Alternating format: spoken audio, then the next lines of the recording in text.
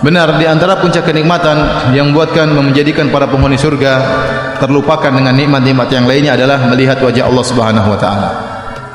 Oleh karenanya akidah Ahlussunnah wal Jamaah ya, berdasarkan ayat dalam Al-Qur'an dan juga hadis-hadis yang mutawatir bahwasanya Allah memiliki wajah, dan di antara puncak kenikmatan adalah melihat wajah Allah Subhanahu wa taala. Tapi wajah Allah tentunya tidak seperti wajah makhluk. Sebagaimana kekuatan Allah tidak seperti kekuatan makhluk, ya. Sebagaimana zat Allah tidak seperti zat makhluk. Ya. Allah Subhanahu wa taala ya mengatakan dalam Al-Qur'an, wujuhu yauma idzin nadhirah ila rabbiha nadhirah. Pada hari tersebut di surga kelak nampak wajah-wajah yang bergembira. Kenapa? Mereka memandang Rabb mereka. Ya. Mereka memandang Rabb mereka. Ya. Dalam hadis-hadis juga disebutkan bahwasanya di akhirat kelak Allah Subhanahu wa taala menampakkan wajahnya kepada para penghuni surga. Ya, dan itu adalah ziyadah, tambahan. Makanya Allah berfirman, lilladzina ahsanul husna wa ziyadah. Kata Allah Subhanahu wa taala, bagi orang-orang yang berbuat kebaikan bagi mereka al-husna, bagi mereka surga, wa ziyadah, dan tambahan. Tatkala Allah mengkhususkan ziyadah, tambahan, yaitu melihat wajah Allah, ini menunjukkan kenikmatan yang spesial, lebih daripada yang lainnya. Makanya di antara doa Nabi sallallahu alaihi wasallam, as'aluka ladzatan nadhari ila wajhikal karim. Ya Allah, aku mohon kepada Engkau untuk melihat kelezatan melihat wajahmu yang mulia. Rasulullah SAW dalam hadis-hadis yang mutawatir berkata, innakum tarawna rabbakum kama tarawna al-qamara lailatal badri la tudamuna fi ru'yatihi.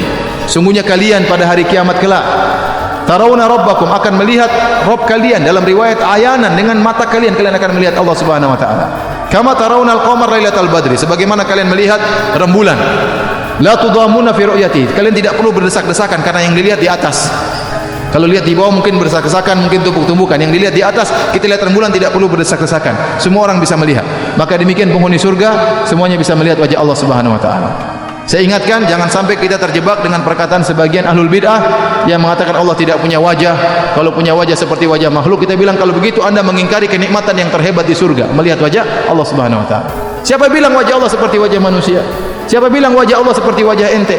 Wajah ente kalau kita lihat bisa buat muntah. Mau disamakan dengan wajah Allah Subhanahu wa taala, tidak boleh. Ini kenikmatan, hadisnya mutawatir. Benar orang-orang Mu'tazilah seperti Al-Qadhi Abdul Jabbar mengingkari masalah ini. Dalam kitabnya Syarh Ushul Khamsah dia mengatakan hadisnya ahad. Ngawur. Hadisnya mutawatir, bukan hadis ahad. Lebih dari 20 sahabat meriwayatkan tentang melihat wajah Allah Subhanahu wa taala pada hari kiamat kelak. Ya. Ini syubhatnya orang Mu'tazilah menolak masalah akidah dengan hadis ahad. Padahal hadisnya mutawatir. Ahad pun kita terima, apalagi mutawatir. Allah mengatakan semuanya akan binasa kecuali wajah Rabbmu yang sangat mulia. Mampukah kita melihat wajah Allah? Sebelum kita menjawab wajah Allah, mampukah kita melihat wajah Allah? Kita harus definisikan dulu apa yang dimaksud wajah ketika kita menyebut wajah Allah. Teman-teman yang melakukan Allah, dalam kajian ilmu tauhid ada perbedaan antara aliran Asy'ariyah dan Salafiyah. Tapi ada kemiripan di antara mereka dalam dua istilah, yaitu uluhiyah dan rububiyah. Sayangnya mereka berbeda pemaknaan. Begitu juga di kalangan ahli rohani. Mereka juga menyebut dua istilah ini, uluhiyah, rububiyah. Saya tidak akan menyinggung istilah uluhiyah rububiyah versi akidah Asy'ariyah atau akidah Salafiyah. Tapi saya akan membahas versi ahli-ahli rohani.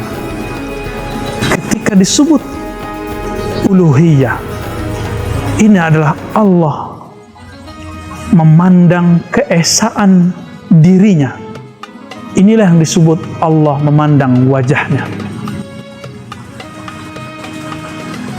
Apabila disebut kita dapat menemukan Allah di alam semesta, maka ini yang disebut tauhid rububiyah. Memandang Allah, tapi wajahnya yang terpantulkan pada alam semesta. Maka kalau kita melihat alam, pasti kita bertanya, ini penanda apa? Ternyata alam dalam bahasa Arab itu jika alifnya dihilangkan, alam menjadi alam. Itu artinya pertanda. Ini tanda apa? Pohon ini tanda apa? Angin ini tanda apa? Covid ini tanda apa? Orang mati, orang hidup tanda apa? Tanda ada yang maha hidup yang tidak pernah mati. Tanda ada yang maha ada yang tidak pernah tidak ada.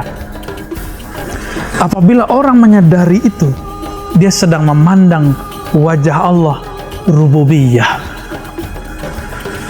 Apabila alam semesta tidak ada dalam pikiran dan hatinya, dia hanya asik masuk dalam Qul huwallahu ahad. Katakan, hanya dialah yang esa, hanya dia semata-mata, dialah tempat bergantung. Maka di saat itu dia memandang kepada uluhiyatullah, ma'rifat uluhiyah, memandang keesaan Allah pada zat Allah subhanahu wa ta'ala. Jadi Allah memandang dirinya dalam keesaannya disebut wajah uluhiyah. Allah memandang dirinya dalam kemajemukan ciptaannya, ini disebut dengan wajhur rububiyah. Maka muncullah istilah tauhid uluhiyah rububiyah dalam pengertian yang tidak bertentangan. Dia hanya berbeda kelas, berbeda cara pandang. Sahabat-sahabat yang melakukan Allah, maka mungkinkah memandang wajah Allah? Kita terjemahkan versi kedua. Jika tadi cara memandang dengan uluhiyah dan rububiyah, sekarang apa itu wajah? Disebut wajah dalam hadis, Nabi mengajarkan jika kita memulai sholat, maka bukalah dengan wajjahtu. Disebut dengan doa iftitah. Aku hadapkan wajahku kepada pencipta langit dan bumi.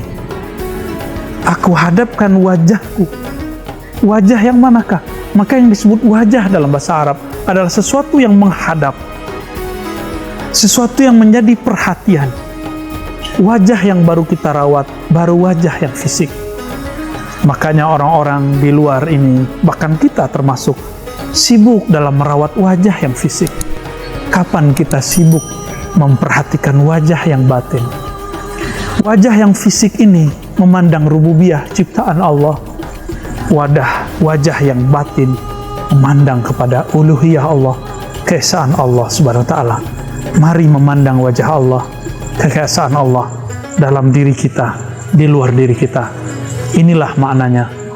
Semuanya binasa, semuanya hilang, kecuali hanya wajah Rabbmu, penciptamu, Rabbmu rububiyah, yang ikram, yang sangat pemurah.